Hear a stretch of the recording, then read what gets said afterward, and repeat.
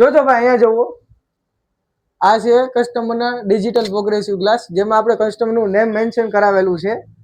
અને આ ચશ્મા એમને દૂરના પણ છે, નજીકમાં પણ છે.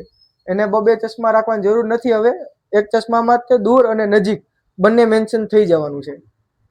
તો આ કઈ રીતે આ આપણે કસ્ટમરના દૂર અને નજીકના બંને ચશ્મા બનાવેલા છે, જે ટીકડી કાપા વગરના રહેવાના છે ડિજિટલ પ્રોગ્રેસિવમાં.